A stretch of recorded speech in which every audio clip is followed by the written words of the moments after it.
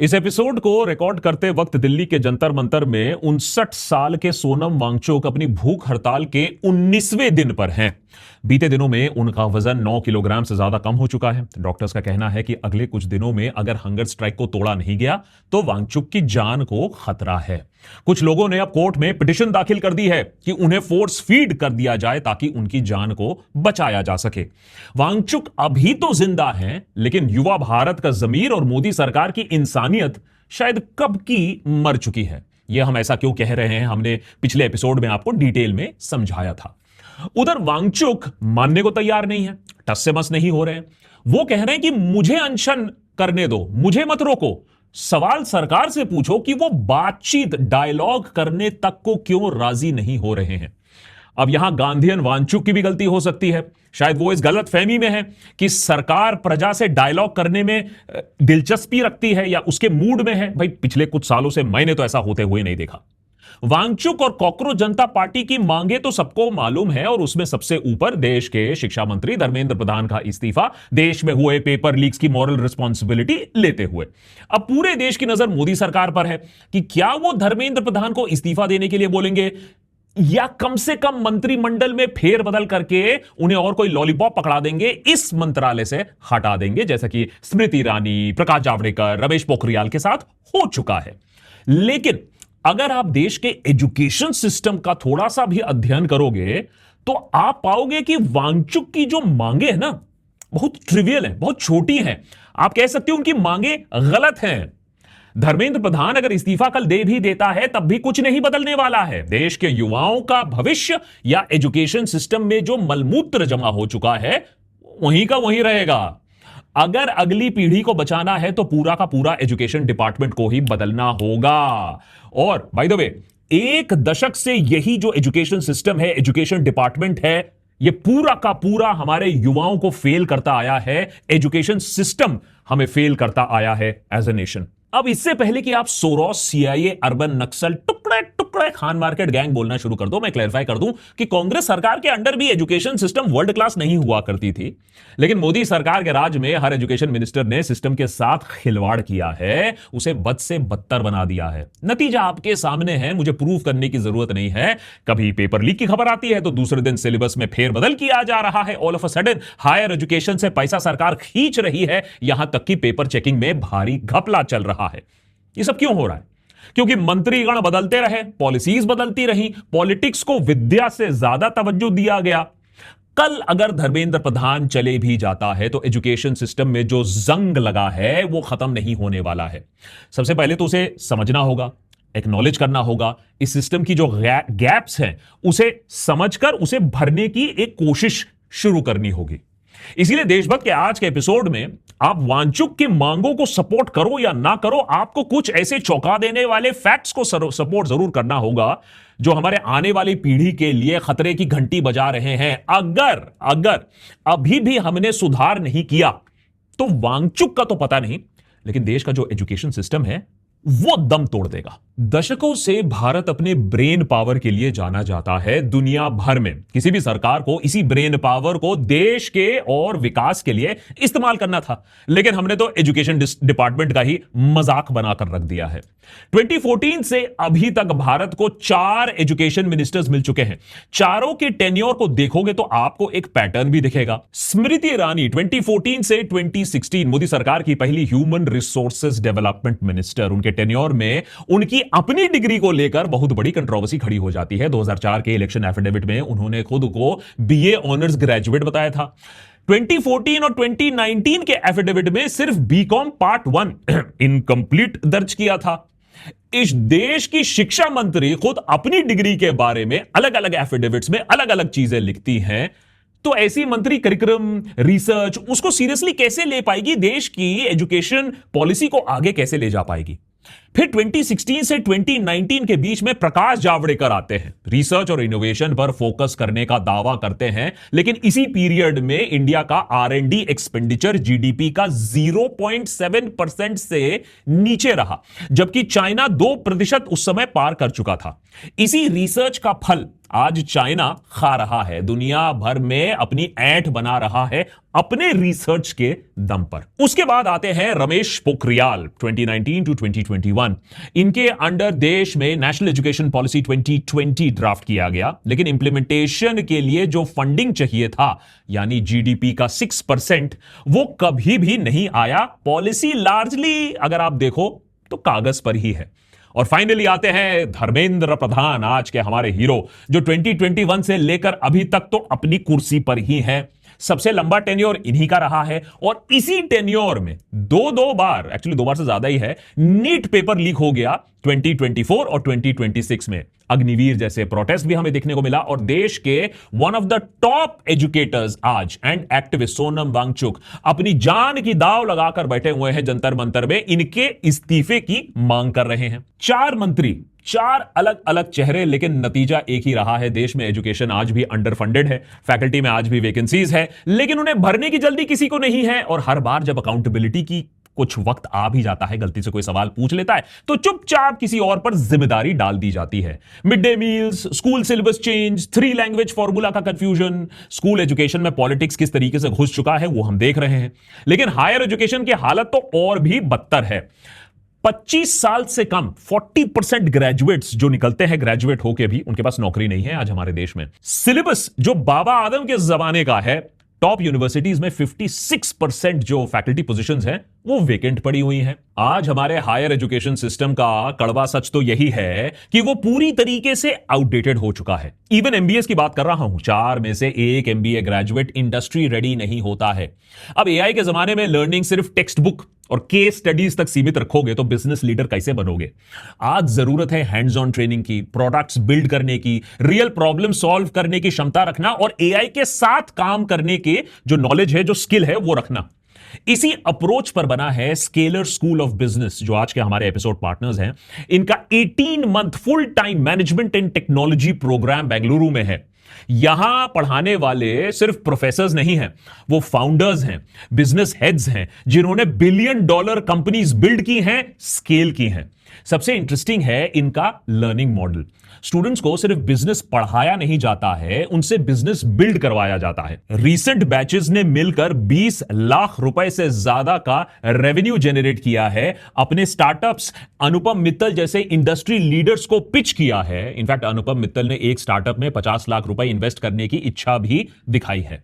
Students ने Mokobara founder, Practo के CMO के सामने जीटीएम स्ट्रैटेजीज प्रेजेंट की हैं। बिना कोडिंग बैकग्राउंड के 10 से ज्यादा एआई प्रोडक्ट्स लॉन्च कर दिए, और फाउंडिंग बैच ने एवरेज 3.2x सैलरी हाइक और 19 लाख एवरेज C2C अचीव किया है। अगर आप ऐसा एमबीए करना चाहते हो जो आपको बिजनेस रेडी बना देता है, तो स्केलर स्कूल ऑफ बिजनेस को जरूर चेक कीजिएगा। अगला बैच 18 सितंबर से शुरू हो रहा है, और डिजर्विंग कैंडिडेट्स के लिए 40% तक स्कॉलरशिप्स अवेलेबल हैं। बाकी details, application link description box में दिया हुआ है, टू चेक इट आउट। पिछले 25 सालों में इंडिया का कॉलेज और यूनिवर्सिटी सिस्टम 4 गुना ज्यादा बढ़ा है। आज 4.5 करोड़ स्टूडेंट्स इस सिस्टम का हिस्सा है, चाइना के बाद दुनिया में सबसे ज्यादा। लेकिन इतने बड़े सिस्टम के बावजूद एक भी इंडियन यूनिवर्सिटी किसी ग्लोबल रैंकिंग टॉप 100 में नहीं आता है, दूर दूर तक नहीं आता है। ऐसे में स्ट्रक्चरल चेंजेस की मांग सालों से चल रही है कि कैसे एजुकेशन को इंडस्ट्री से जोड़ा जाए, एआई को एजुकेशन में कैसे इंटीग्रेट किया जाए, रिसर्च को कैसे बढ़ाया जाए। अब यह बात सिर्फ एक्सपर्ट्स नहीं कह रहे हैं। पिछले विंटर सेशन में बीजेपी के एमपी खुद राज्यसभा में यह बात मान रहे हैं कि गिरते एजुकेशन स्टैंडर्ड्स की वजह से हमारे ग्रेजुएट्स रोजगार के लिए तैयार है ही नहीं। यह कोई पॉलिटिकल मुद्दा नहीं रह गया है और आसान सोल्यूशन नहीं है। ऐसा नहीं है कि विपक्ष के पास कोई वन डे सोल्यूशन है। तो जो सोल्यूशन निकालना होगा वो एक पॉलिटिकल तरीके से निकालना होगा, सारे पार्टीज को मिलकर निकालना होगा, देश के भविष्य के लिए निकालना होगा। लेकिन अभी तो आंखों के ऊपर पट्टी बंधी हुई है। Times Higher Education World University Rankings 2026 अगर आप देखोगे, जो कि आपको व्हाट्सएप यूनिवर्सिटी पे नहीं मिलेगा एज अ फॉरवर्ड, उस पे आप पाओगे कि इंडिया का एक भी इंस्टीट्यूशन दुनिया का टॉप 200 यूनिवर्सिटीज में नहीं आता है। टॉप 10 में यूनाइटेड स्टेट्स के 7 यूनिवर्सिटीज हैं और यूके के 3। ऑक्सफोर्ड यूनिवर्सिटी लगातार 10वें साल वर्ल्ड नंबर 1 पर आता है। और इस लिस्ट में इंडिया की पहली एंट्री आपको मिलेगा Indian Institute of science 200th rank के नीचे।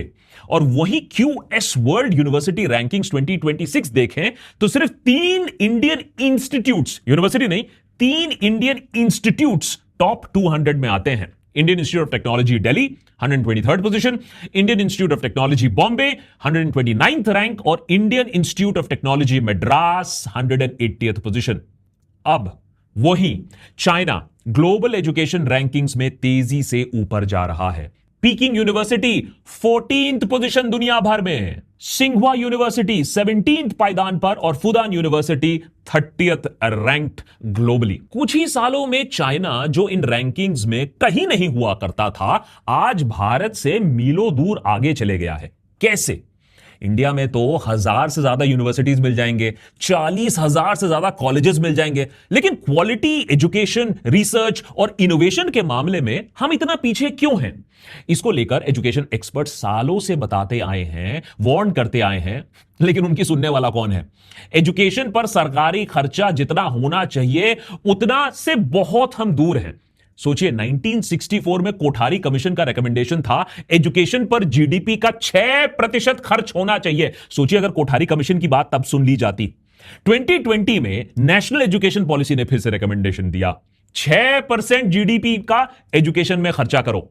उसके बावजूद एजुकेशन पर खर्चा कितना होता है? जीडीपी का 3% भी नहीं। इकोनॉमिक सर्वे 2025-2026 का डेटा के मुताबिक सरकार का एजुकेशन पर खर्च फाइनेंशियल ईयर 2022 से फ्लैट 2.7% रहा है। इतने कम स्पेंडिंग का सीधा असर एजुकेशन क्वालिटी पर आपको दिख जाता है। लेकिन सवाल सिर्फ अंडर स्पेंडिंग का भी नहीं है जी, प्रायोरिटीज का भी है। इंडिया का रिसर्च एंड डेवलपमेंट R&D पर कुल खर्चा आप गेस करना चाहोगे? सिर्फ 0.64% ऑफ जीडीपी। अरे यार 1% तो कर देते, मुंह दिखाने लायक तो रहते। जो इनोवेशन लेड इकोनॉमीज हैं, जो तरक्की भी कर रहे हैं आज, जैसे यूएस, चाइना, इजराइल, उनका 2.5 से 5% ऑफ जीडीपी के रेंज पर R&D है। एजुकेशन की बात नहीं कर रहा हूं, R&D की बात कर रहा हूं। फिर हम सोचते हैं यार हमारे देश में कुछ निवेश नहीं हो रहा है, कुछ नया नहीं बन रहा है, हम विश्वगुरु क्यों नहीं बन पा रहे हैं? अरे हम वर्ल्ड क्लास प्रोडक्ट्स बनाएंगे कैसे जब R&D नहीं कर रहे हैं हम? 2024 की एक रिपोर्ट के मुताबिक 45 सेंट्रल यूनिवर्सिटीज में 33% टीचिंग पोजीशंस खाली हैं। IIT, मजाक नहीं कर रहा हूं, IIT में 40% और IIMs में 31.6 पोजीशंस वेकेंट हैं। पिछले 12 सालों में प्रायोरिटीज काफी बदल गई हैं लग रहा है। इनोवेशन पीछे चला गया है, पॉलिटिक्स और अंधविश्वास आगे आ गया है। पिछले साल IIT मद्रास के डायरेक्टर, एक वीडियो उनका वायरल होता है जिसमें वो गौमूत्र के मेडिसिनल बेनिफिट्स वो गिनवाते हैं। अब कई ऑपोजिशन पार्टीज ने उन्हें हटाने की मांग की। इसके बाद कहा कि प्राइवेट में कर लो ये सारी चीजें, लेकिन स्टूडेंट्स का फ्यूचर इस तरीके से दांव में मत लगाओ। रेप्यूटेशन जो यूनिवर्सिटी का है, इंस्टीट्यूट का है, उसको तार तार मत करो।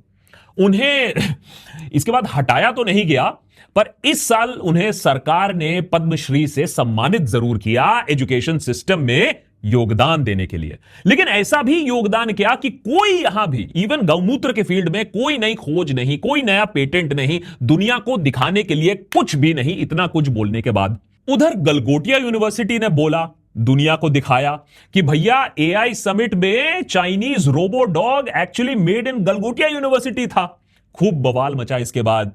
इसके अलावा 2020 में कोरोना वायरस पर पब्लिश्ड एक कंट्रोवर्शियल रिसर्च पेपर को भी गलगोटिया को वापस लेना पड़ा। यह पेपर दावा करता था कि कैसे थाली और घंटी से पैदा होने वाली मेटालिक साउंड वाइब्रेशंस कोविड-19 के वायरस को न्यूट्रलाइज कर सकती हैं। और एग्जाम इंटेग्रिटी का क्या हाल है उसे तो हम दर्शाते ही आए हैं, देशभक्त पर बताने की जरूरत नहीं है। 2026 का जो नीट पेपर लीक हुआ था वो पहली बार तो हुआ नहीं था। 2024 में भी नीट यूजी पेपर लीक हुआ था, जिसके बाद सुप्रीम कोर्ट तक को इंटरवीन करना पड़ा मैटर में, कमिटी बिठानी पड़ी जो ये एग्जाम को बेहतर तरीके से कंडक्ट करवाने की वो जिम्मेदारी लिया, कि सुझाव दिए कि कैसे इसको बेटर किया जाए। 2 साल बाद वही कमिटी के रिकमेंडेशंस ढंग से इंप्लीमेंट भी नहीं हो पाई कि 2026 में फिर से पेपर लीक हो जाता है। सीबीआई इन्वेस्टिगेशन यह भी दिखाती है कि कैसे 2025 का नीट पेपर भी उसी रैकेट द्वारा कॉम्प्रोमाइज किया गया था। मतलब एक नहीं 3 सालों का एग्जाम इंटेग्रिटी दांव पर था और तीनों बार जिम्मेदारी लेने से सरकार तो बचती रही। नेहरू की गलती होगी। और सोनम वांगचुक का अनशन तो यही मांग कर रहा है ना कि एक अंधी सरकार अपनी गलतियों के लिए कुछ तो जिम्मेदारी ले। मॉरल ग्राउंड्स पर कम से कम धर्मेंद्र प्रधान इस्तीफा दे दे। अगर सरकार में कुछ भी मॉरल होता तो वो देख पाता कि शिक्षा व्यवस्था का कैसे डिमोनेटाइजेशन हो चुका है, मजाक बन चुका है, बच्चों के भविष्य के साथ खिलवाड़ चल रहा है। लेकिन सरकार देखने के लिए राजी नहीं है। वैसे बीजेपी सरकार इस बात को हाईलाइट करने से थकती नहीं है कि 1000 साल पहले हम फलाना थे, ठिकाना थे, दुनिया हमारे सामने झुकती थी, हम नालंदा का देश थे, हम तक्षशिला का देश थे। और आज 12 साल सरकार में रहने के बाद एजुकेशन का हाल और भी बदतर हो चुका है। जब भी इस समय बगल वाला अगर आप चाइना देखो तो उतनी ही आबादी, उतने ही चैलेंजेस, लेकिन वो आज ग्लोबल बेस्ट की ओर जा रहा है। 1949 में चाइना का लिटरेसी रेट सिर्फ 20% का था और आज चाइना में हर साल लगभग 50 लाख स्टेम ग्रेजुएट्स तैयार हो रहे हैं। यह एक ऐसा मास्टर स्ट्रोक है जिसकी तैयारी चाइना ने 1986 में करनी शुरू कर दी थी। 9 साल कंपलसरी एजुकेशन कर दिया पूरे देश में। प्रोजेक्ट 985, प्रोजेक्ट 211 के तहत कुछ यूनिवर्सिटीज को सिलेक्ट किया गया, उन्हें वर्ल्ड क्लास बनाने का पूरा कार्यक्रम लगाया गया, पूरा बल लगा दिया गया। बेहतरीन लैब्स, दुनिया के बेस्ट एकेडमिशियंस को कंपेटिटिव सैलरीज पर वापस चाइना बुलाया गया और रिसर्च को सीरियस फंडिंग दी गई। चाइना के 1000 टैलेंट्स प्लान ने ब्रेन ड्रेन को ब्रेन गेन में बदल दिया। सिर्फ 2021 की अगर हम बात करें तो 1 मिलियन से ज्यादा ओवरसीज चाइनीज स्टूडेंट्स वापस आ जाते हैं घर, एक ऐसे सिस्टम में जो उन्हें अब्सॉर्ब करने के लिए पहले से ही तैयार था। पैसा और इज्जत एंड अपॉर्चुनिटी सब कुछ सरकार की तरफ से आया। चाइना ने कई हाईटेक सेक्टर्स को आइडेंटिफाई किया, एआई से लेकर इलेक्ट्रिक व्हीकल्स तक, और यूनिवर्सिटीज के लिए एक डिमांड सिग्नल क्रिएट किया। टैलेंट के सप्लाई को स्ट्रेटेजिक डिमांड के साथ परफेक्टली अलाइन किया कि यह है डिमांड, इसके लिए मैं टैलेंट पूल तैयार करता हूं।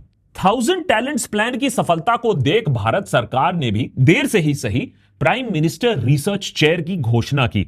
भारतीय रिसर्चर्स को वापस लाने के लिए 14 करोड़ रुपए तक का प्रावधान बनाया गया है। इसमें आइडिया अच्छा है, लेकिन पहले सरकार को यह देखना होगा कि जो टैलेंट उसके पास है वो हाथ से ना निकल जाए।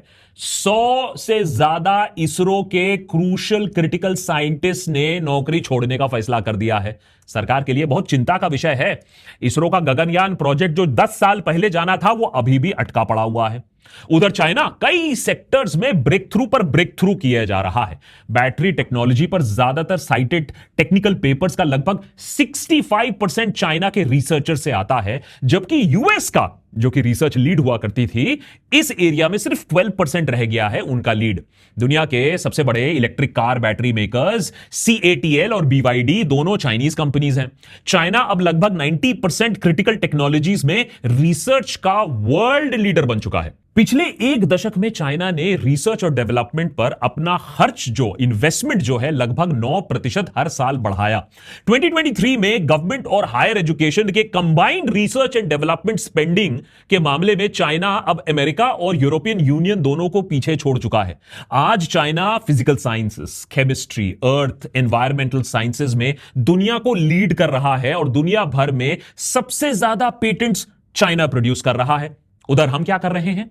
मिड डे मील में अंडा होगा या नहीं, यूनिवर्सिटी कैंपस में वेजिटेरियन या नॉन वेजिटेरियन खाना दिया जाएगा या नहीं, उस पर बहस कर रहे हैं और एक दूसरे को चीर फाड़ रहे हैं।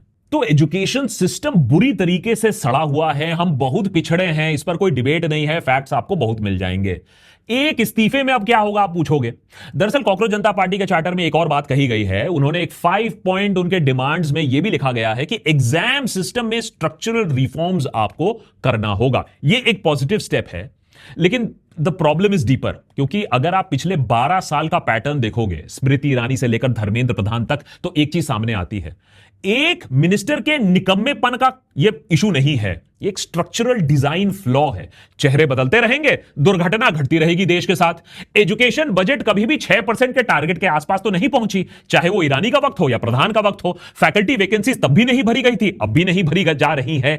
हर बार जब अकाउंटेबिलिटी का सवाल आता है तो मिनिस्टर साहब या तो मौन व्रत पर चले जाते हैं, या तो प्रधान जी जैसे प्रेस कॉन्फ्रेंस करते हैं, जवाब नहीं देते हैं, और जवाब अगर देते भी है तो कहते हैं टीचर्स की गलती है। टीचर्स तो पकड़ ही लो, या तो स्टूडेंट्स की गलती है, नहीं तो नेहरू तो ऑलवेज देयर टू पुट गलती ऑन।